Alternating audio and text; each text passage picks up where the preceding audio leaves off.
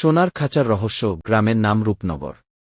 এই গ্রামে একটা পুরনো জমিদার বাড়ি ছিল, যেটাকে সবাই বলত সোনার খাঁচা। কি কারণ? জমিদারের বাড়ির মূল দরজার উপরে একটা বিশাল সোনার পাখির খাঁচা ঝুলিয়ে রাখা ছিল। মানুষ বলত খাঁচার ভেতর একসময় সত্যিকারের সোনার পাখি ছিল, আর সেই পাখিই জমিদার পরিবারের সব সুখ সমৃদ্ধির কারণ। জমিদারের মৃত্যুর পর থেকে সেই বাড়ি ফাঁকা পড়ে আছে। লোকমুখে শোনা যায় খাঁচার ভেতর এখনও সেই পাখির ছায়া দেখা যায়, কিন্তু কেউ যদি পাখিটিকে ধরার চেষ্টা করে তাহলে সে কখনো ফিরে আসে না। রবি, গ্রামের এক দুষ্টু ছেলেটি, এসব গল্প বিশ্বাস করত না।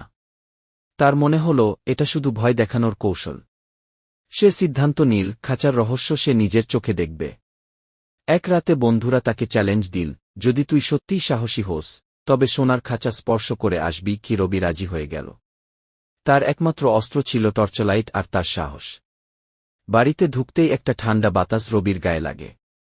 পুরো বাড়িটা অন্ধকার, চারপাশে মাকড়সার জাল। খাঁচাটা ঝুলে আছে বাড়ির দোতলায়।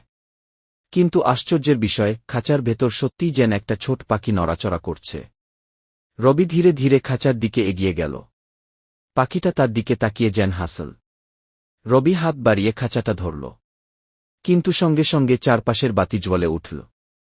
হঠাৎ করেই রবির সামনে এক বৃদ্ধ হাজির হলেন। তার চোখে ছিল কঠিন দৃষ্টি। তিনি বললেন, তুমি কেন এসেছ এখানে? রবি ভয় পেয়ে বলল, আমি তো শুধু জানতে চেয়েছিলাম খাঁচার পাখির গল্পটা সত্যি কিনা। বৃদ্ধ হেসে বললেন, তাহলে শোনো, এই খাঁচা শুধু তাদের জন্য যারা জীবনের মূল্য বোঝে। পাখিটা সত্যিই সোনা দিয়ে তৈরি, কিন্তু যারা লোভের জন্য এটাকে ছুঁতে চায় তারা আর ফিরে আসে না। রবি বলল, আমি কোনো লোভে আসিনি, আমি শুধু সত্য জানতে চেয়েছি। বৃদ্ধ সন্তুষ্ট হয়ে বললেন, তাহলে তুমি এই পাখির রহস্য জানতে পারবে কি? তিনি খাঁচার দরজা খুললেন, আর পাখিটা উড়ে রবির কাঁধে বসে গেল। পাখিটা কানে কানে বলল, তুমি সৎ ছিলে, তাই আমি তোমার সঙ্গে ফিরে যেতে পারি।